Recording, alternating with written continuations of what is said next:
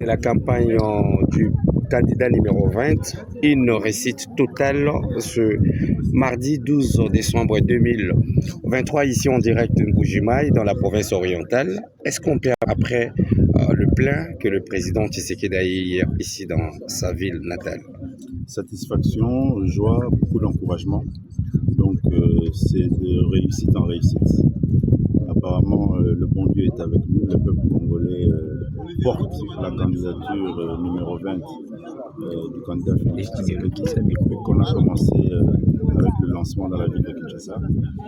Et en entrant dans la province du Congo central, partout où on est passé, c'est quelque chose d'assez inexplicable. Il y a une certaine connexion entre le peuple congolais et le candidat Félix Tshisekedi.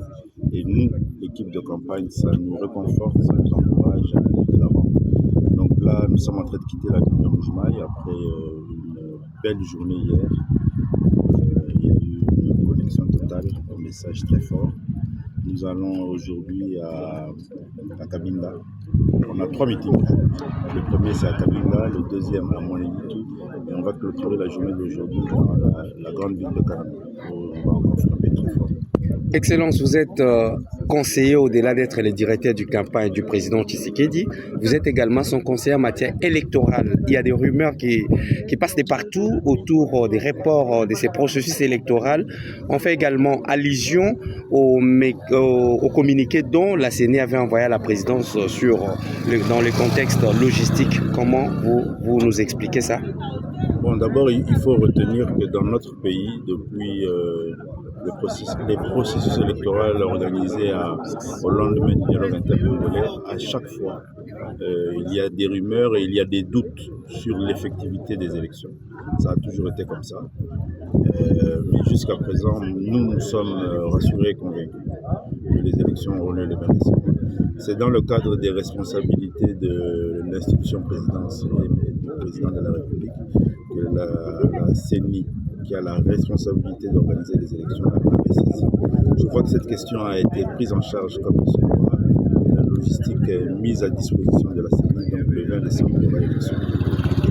Ça, c'est l'information que nous avons. L'étape suivante, hormis l'espace Grand Katanga, l'espace Grand Kassai, il nous reste combien d'étapes pour Il nous reste le Grand Bandou. Donc aujourd'hui, nous entrons dans le Kassai central. Demain, nous serons à Chikapa. Et après, nous entrons dans le Grand Bandou. Nous allons faire le Kwilu, le Kwango. Non, d'abord le Kwilu, le Kwango et le Maïndombe. Et le 18 au matin, le candidat numéro 20, Félix Antoine Tshisekedi, va faire une entrée triomphale dans Kinshasa par Tchamba. Une question peut-être qui n'est pas à l'ordre du jour. Vos voisins ont demandé qu'ils peuvent vous soutenir avec des avions si la présidence de la République démocratique du Congo n'a pas d'avion. Entre autres, les candidats Moïse Katumbi. Qui répondez-vous? Bon, ça, il faut voir avec le gouvernement. C'est pas moi de répondre à une telle question. Si un individu, une personne privée veut mettre à disposition encore de soit candidat, c'est au gouvernement et à la CENI de gérer cette question.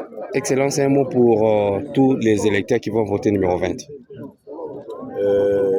Nous faisons cette campagne en faisant un appel à renouveler la confiance à la candidature numéro 20 du président Félix Tshisekedi pour un nouveau contrat, pour aller de l'avant, pour consolider les acquis.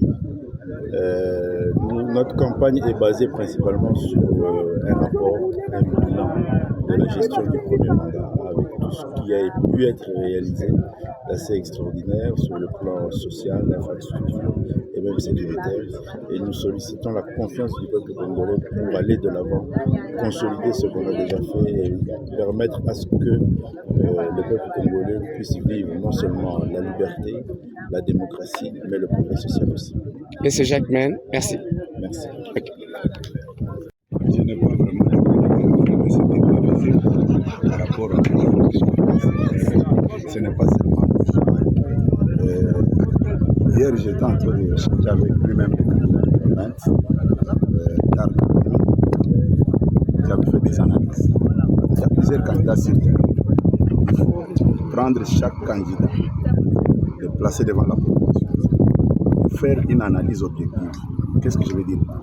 Vous dites candidat X a autant de candidats potentiels derrière. Vous prenez chaque zone linguistique. Par exemple, au niveau des grands économiens, vous dites quel candidat derrière lui a autant de personnes qui sont aussi très populaires sur le terrain.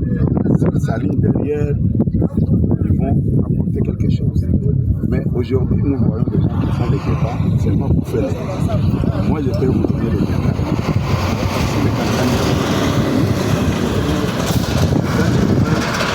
et originaires ensemble.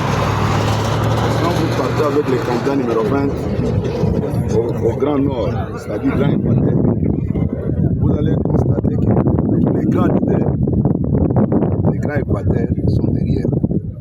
Et si vous demandez, vous faites la même gymnastique avec d'autres candidats, vous allez trouver que derrière, il y a un vide. Quand vous passez encore au niveau de la grande province orientale, vous posez des questions. Quels sont les candidats potentiels de cette province qui sont derrière les candidats tels que il n'y en a pas. Pour les candidats numéro 20, vous allez trouver des grandes personnalités de ces coins-là qui se sont tous alimentés. Quand vous prenez l'Est, vous faites la même gymnastique, soit les mêmes exercices. Vous allez vous rendre compte que tous les grands décideurs de l'Est sont derrière les candidats numéro 20. Vous descendez au niveau de l'Ouest, c'est la même chose.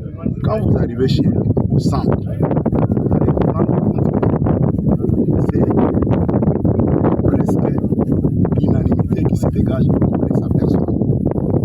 S'il y a élection libre de transparence aujourd'hui, sans fanatisme, aujourd'hui, s'il obtient un pourcentage aujourd'hui, si c'est B, c'est 85%. Si vous faites l'analyse comme je l'ai fait là, mettons des côtés que non, c'est bon. Moi, je suis son secrétaire général, je sais comment je fonctionne. Je sais comment je peux convaincre les électeurs qui s'alignent derrière notre candidat. Hier, là, nous avons fait ce débat. Dans 48 heures, le débat était fini. Et quand nous étions encore à l'Équateur, nous avons fait la même chose. Même à distance, nous fonctionnons. Nous savons comment faire des choses. Ça ne demande pas seulement la présence physique. C'est pourquoi je dis, la réussite hier, c'était prévisible. Moi-même, j'étais conscient que ça va se passer de cette manière-là. Prenez les images de partout les candidats numéro 20 se présentent. C'est toujours des maris. Et quand vous positionnez tous les leaders de chaque point, vous allez vous rendre compte que le candidat numéro 20 a au moins 90% des leaders de chaque point. Ce qui n'est pas facile pour les autres. Votre candidat là qu'on veut nous imposer au hôtel, vous les connaissez. Si vous posez la question au Grand Nord, au niveau de la grande province de l'Équateur, qu'on nous cite 3 noms connus dans notre pays qui sont derrière. Si vous allez même là où on nous fait croire que c'est sa province, il n'y en a pas. Des candidats pareils, vous pensez qu'ils vont gagner les élections puisqu'il y a des médias qui sont engagés pour faire la propagande. Ce que je vous dis ici, hier, nous en avons discuté avec les candidats numéro 20 chez lui. C'était vers 1h du matin. Je lui ai fait la démonstration et les gens qui voulaient douter, moi j'ai dit non, je ne vous flatte pas. Mais moi j'ai fait mes affaires. Chaque mouvement que chaque candidat fait, je prends mon temps pour étudier les images, voir comment ça s'est passé. Voilà, nous attendons seulement que les jours jouent pour matérialiser ça à travers les élections. Mais c'est le secrétaire général débat autour des reports des élections ou juste en rapport avec les documents de la CENI. Que pensez-vous? Écoutez, il y a des gens qui travaillent pour préparer les esprits de la population autour des reports. Les gens qui pensaient que Félix Tshisekedi va reporter les élections, va créer un glissement sont en train de régler. Ils ont passé tout leur temps à financer les journalistes pour insulter, aller rencontrer de telles situations. Nous, nous étions préparés. Si vous voulez bien rentrer dans l'histoire, à partir de 2020, moi comme secrétaire général, j'étais déjà au four au moulin, en train de battre la campagne de redynamisation du parti. Aujourd'hui, si vous prenez même mes images comme secrétaire général, vous comparez avec certains candidats présidents de la République, c'est les jours et la nuit. C'est pour dire que nous ne sommes pas les partisans des républicains. Nous sommes préparés pour aller aux élections, que les gens acceptent. Ils ont parlé, ils sont